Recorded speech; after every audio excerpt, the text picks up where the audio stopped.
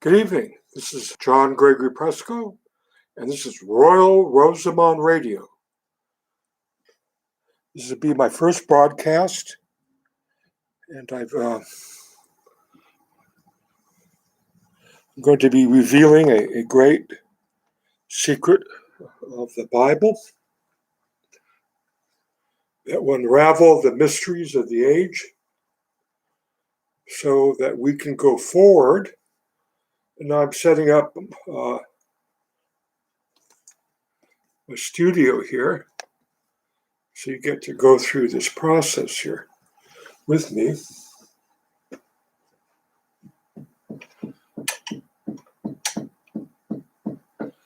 We're getting some banging in the background from somewhere. One of my neighbors.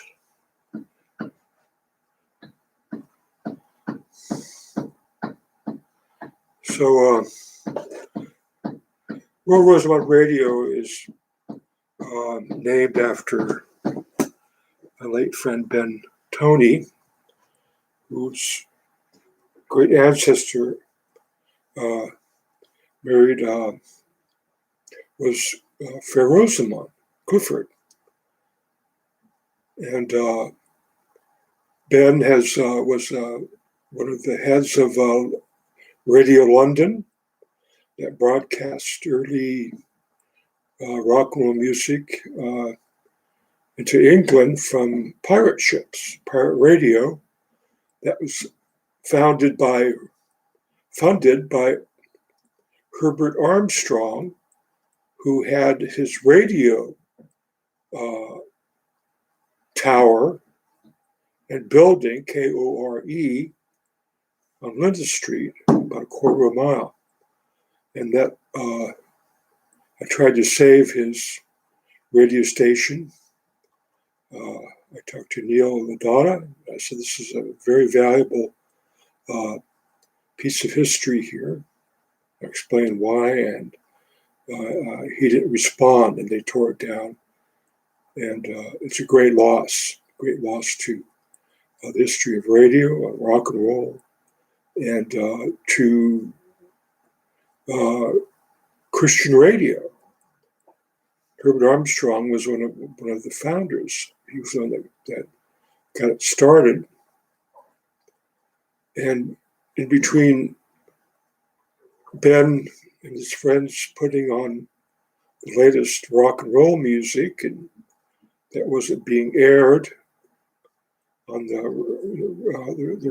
regular radio government stations and broadcasts into Britain, and Ireland and Scotland, you would have these messages now and then from Herbert Armstrong, the plain truth. A lot of this show was funded by newspapers sold here in Eugene and Springfield in the Emerald Valley.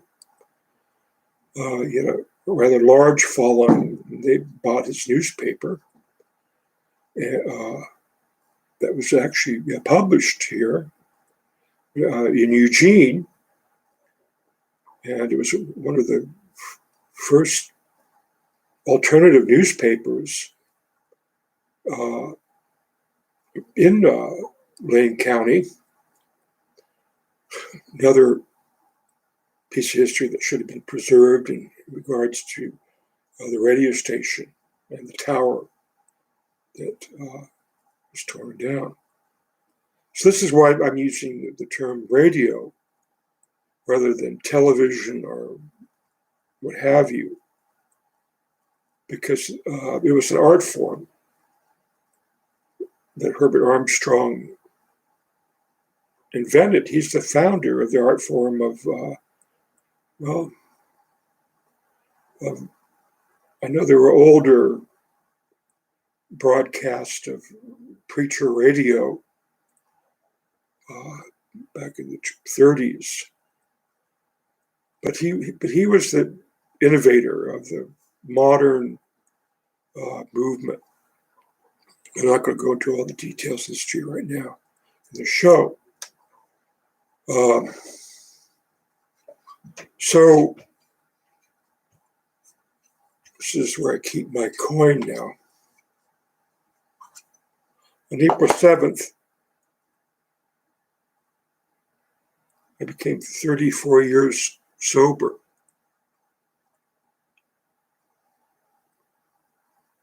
Entered Serenity Lane over in Eugene on 16th, back in 1987.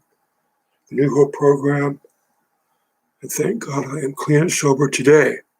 Otherwise, I would not be bringing you this message. And this is key because I've tried to get a grant for the Buck Foundation and in working cooperation with Alcohol Justice to make such a educational program as you're seeing here today. I'm going to be giving art and biblical lessons at the same time. And I don't know if this has ever been done. Guy de Rougemont's ancestor, Lejeune, was the official battle artist for the Napoleon. He was on a lot of his campaigns. He brought his brushes and sketch pads, and right there was working on the battlefield. And later on, he was given a studio to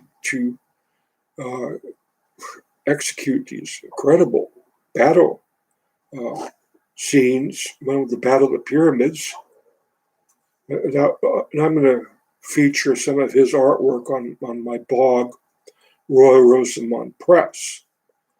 So Royal Rosamond Radio and Rosamond Press are now broadcasting the news, biblical news, art news, history, the history of the European royalty.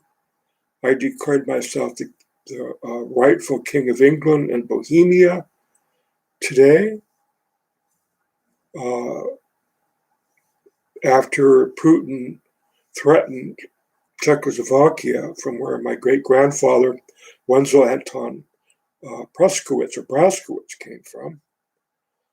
Plus, it looks like through the Rosamond family, I'm related to the Sorsenberg family of Bohemia, who have over 120 castles that the Soviet Union, with the help of Putin, who worked for the KGB, took away from the Sorsenberg family. And that includes the Rosenberg family, who were the patrons of John Dee and Kelly. And John Dee became a counselor to Queen Elizabeth I, and she made him her sea lord to take on the Spanish Habsburg armada of King Philip, who she was once engaged to. So we are 6 minutes into this, and I'm going to talk about one of the greatest treacheries and lies that I know of, but humanity hasn't figured it out. We bring your attention to this painting I'm working on now. I started this days after the pages Congress rescued the votes of our electoral college, and I've been considering doing Amanda, the poetress, here, looking here, and I've been working on that for several months. I've been considering that, but I'm going against it because it takes away from the dramatic moment. Doing a painting is very similar to planning a military attack or even a defense. You're unfortunate to be doing that, but I'm on the attack because I have Prussian ancestry. in my Prussian blood. And the rule is always take the initiative, always, never retreat, take the initiative. So in approaching art, I've always kept that in mind. I take chances. This was going to be a reproduction of a painting of Rena on a hill looking at the sunset that I did in 1971 that my sister saw, and she took up art, became the world famous artist Rosamond. So where are we? With a famous female artist Rosamond, Royal Rosamond Radio, and Royal Rosamond Press. What I'm creating is a media dynasty here. It should be on the par with Walt Disney, but I haven't been advertising myself. I haven't let the world know that I exist. And I've been considering holding back on doing this painting of Absalom, or King David flees Absalom across the Kidron Valley to the Mount of Olives. And this Jesus replicates this when he's on the Mount of Olives, comes down to the Garden of Gethsemane. Can you pronounce that word? Oh, there she is, my muse. Forgot she was back there. And so, but this is like my Bathsheba here. Rena Easton Christensen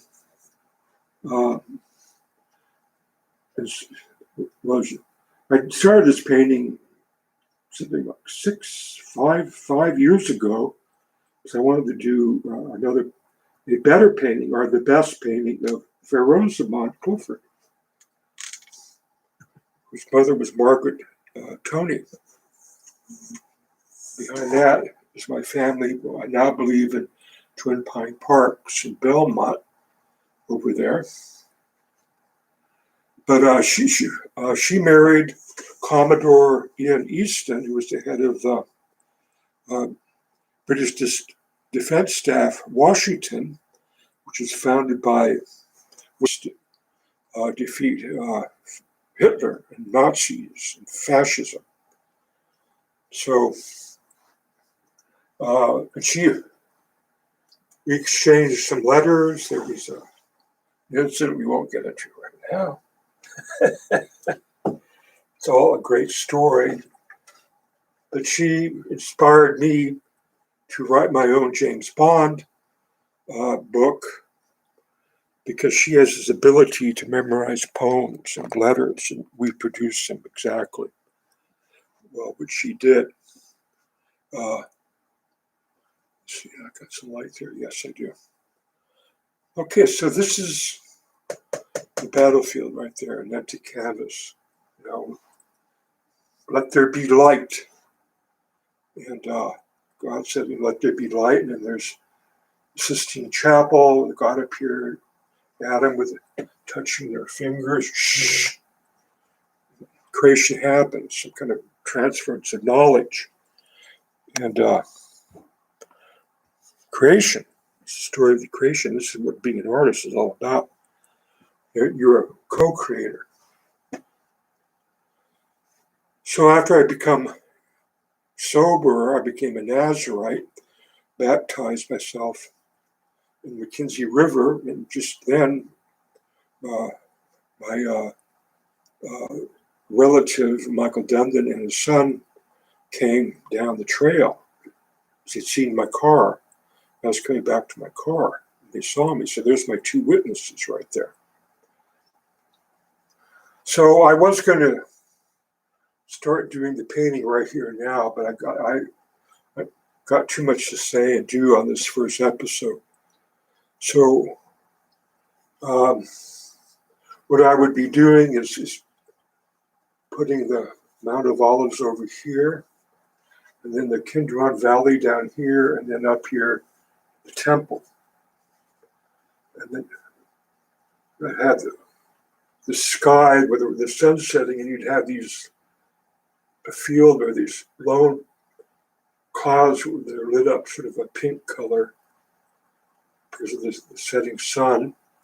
And you've got a choir up here, choir down here in the valley, and you have a choir up here.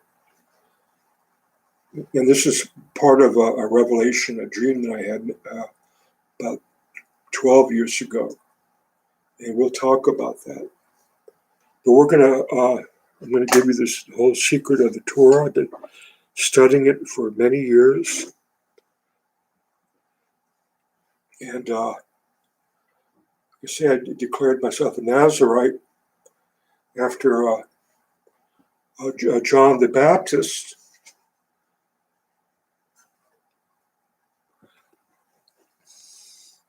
This is from 2 Samuel 15. In the course of time, Absalom provided himself with a chariot and horses and with 50 men to run ahead of him. He would get up early and stand by the side of the road leading up to the city gate. Boy, this is heavy. Whenever anyone came with a complaint to be placed before the king for a decision, Absalom would call out to him, "What town are you from?" He would answer, "Your servant is from one of the tribes of Israel." Then Absalom would say to him, "Look, your claims are valid and proper, but there is no representative of the king to hear you." And Absalom would add, "If only I were appointed judge in the land, then everyone who has a complaint or case would come to me and I would see that they receive justice." Well, Absalom already is a judge, and he ruled for 40 years. I've seen this on a genealogy. It'll say 4 years. Also, whenever anyone approached him to bow down before him, Absalom would reach out his hand and take hold of him and kiss him. Absalom behaved in this way toward all Israelites who came to the king asking for justice. And so he stole the hearts of the people of Israel. I'm astounded that anybody believes this lie. This is the greatest lie in literature. Here they have a treacherous son intercepting the people of Israel who are going to supposedly King David, his father, to be heard in their cases and their problems, to be heard. But for some reason, Absalom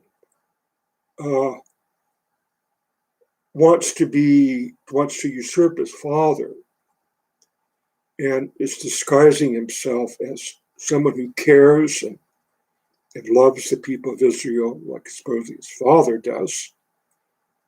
But you have to wonder why he's with the Philistines and why he's put his parents to be taken care of by the royalty of the Moabites. So, wow. Like, I'll tell you right now,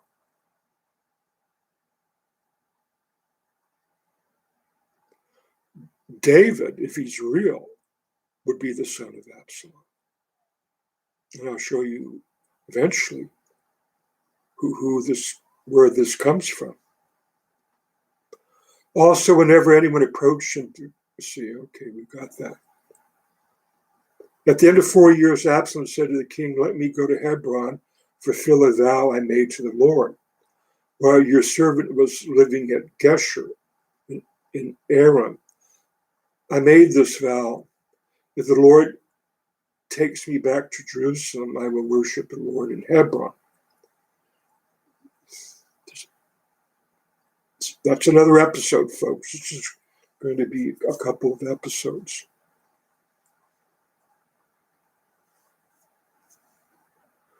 So When Absalom sent secret messages throughout the tribes, these are to say, as soon as you hear the sound of the trumpets, then say Absalom is king in Hebron. So Absalom is going to Hebron because that's where the seat of God was before it was moved to Jerusalem. And he's going to complete his vow as a Nazarite. And who else was a Nazarite? Well, Samuel and Samson. And I'll tell you right now that Absalom is Samson. I mean, I'm sorry, blew that. I'm telling you right now, let's get the paintbrush and point it at you so you get this. Absalom is Samuel. And King Saul is Samuel. And Samuel is a Nazarite. And he's a judge. And that's what Moses and God set up. They came out of Egypt. They said, we want a king, sir, Mr. Moses. We want a king to rule over us.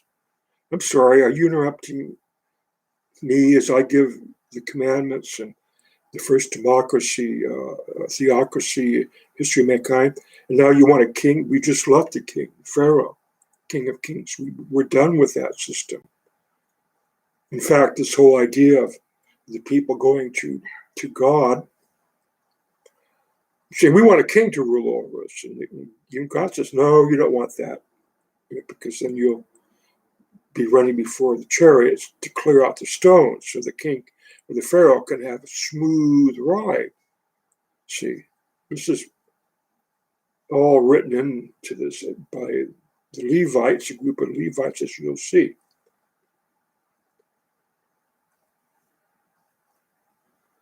Then Absalom sent secret messengers throughout the tribes to say, as soon as you hear the sound of the trumpet, then say Absalom is king in Hebron. 2 of the men from Jerusalem had accompanied Absalom. They had been invited as guests and went quite innocently, knowing nothing about the matter. While Absalom was offering sacrifices, he also sent for Ahithophel, the Gileadite, David's counselor, to come from Gilo, his hometown. And so the conspiracy gained strength, and Absalom's following kept on increasing. This is David. Change the names around. Okay? Absalom is the father, David is the son. Pretty easy to do this. Because really, the theologians and just about everybody else can't find any history of David. But there's histories of Samuel and John the Baptist, who's also a Nazarite. David flees. A messenger came, told David, the hearts of the people of Israel are with Absalom.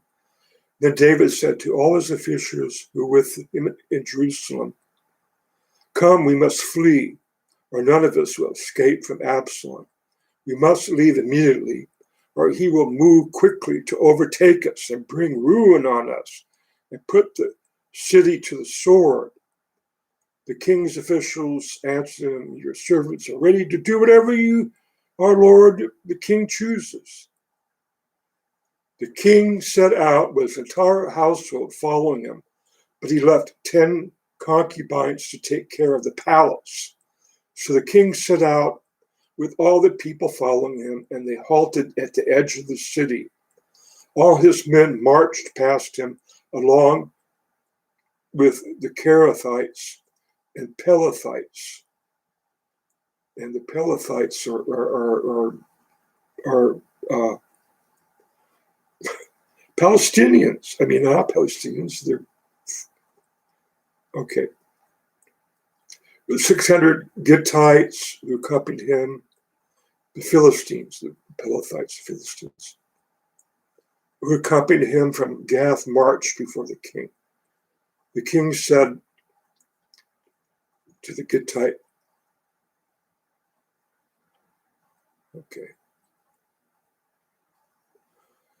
David said to him, go ahead, march on. So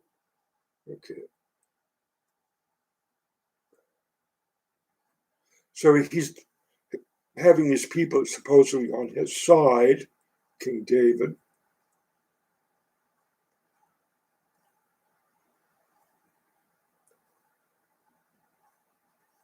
But David continued up the Mount of Olives weeping. As he went, his head was covered and he was barefoot. All the people with him covered their heads too and were weeping as they went up. Now David had been told, Ahithophel is among the conspirators with Absalom. So David prayed, Lord, Ahithophel's counsel into foolishness. When David arrived at the summit where people were to worship God, Hushai the Archite was there to meet him, his robe torn and dust on his head. David said to him, if you go with me, you will be a burden to me. But if you turn to the city and say to Absalom, your majesty, I will be your servant. I was your father's servant in the past, but now I will be your servant. Then you can help me by frustrating Ahithophel's device. Won't the priests of Zadok and Abiathar be there with you? Tell them anything you hear in the king's palace, their sons, blah, blah, blah, blah, blah, blah. So, Jerusalem, the city, the palace is over here where the temple is. King David and his entourage are heading down into the Kidron Valley and up to the Mount of Olives, where there was a place to worship God, which got reversed, didn't it?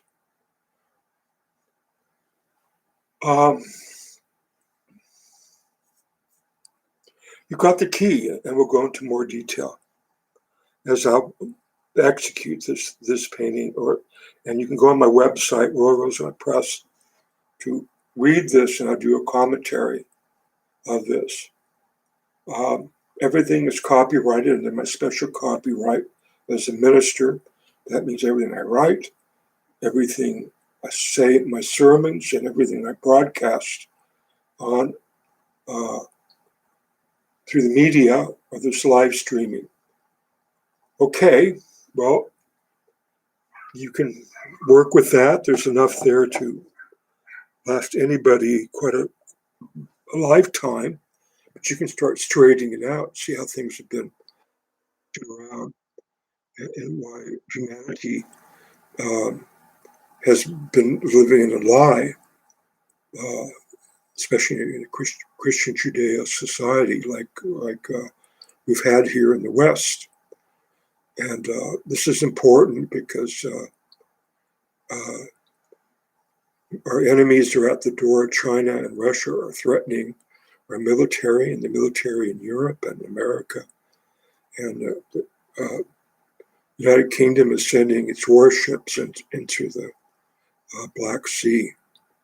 And this will be the showdown that I saw in my prophetic book, The Royal Janitor. All right. This is Royal Rosamond Radio. You take care out there, here.